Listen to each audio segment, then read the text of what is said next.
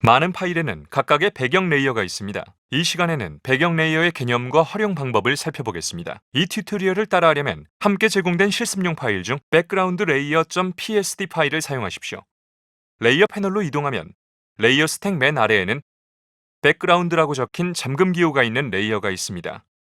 이를 통해 배경 레이어라는 것을 알 수 있죠. 이 배경 레이어는 문서창에서 이미지의 배경으로 사용되고 있는 큰 사진을 담고 있습니다.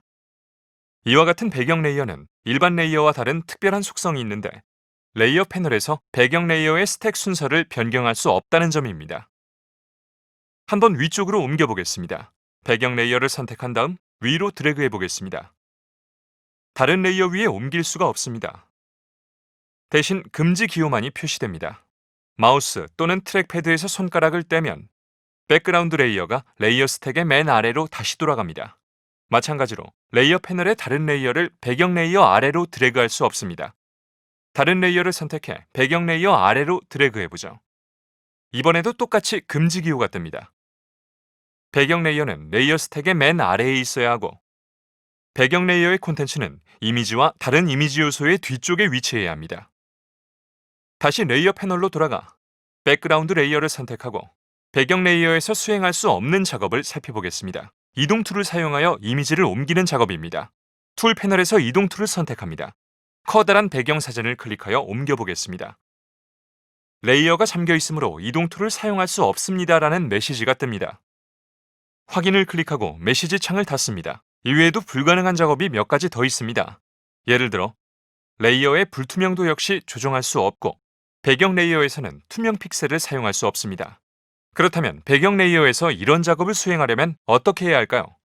먼저 배경 레이어를 일반 레이어로 변환해야 합니다. 이 작업은 한 번의 클릭으로 가능합니다. 아래에 있는 백그라운드 레이어로 내려와 잠금 기호를 클릭하여 잠금 기호가 사라지면 레이어 0이라는 일반 레이어로 변경됩니다.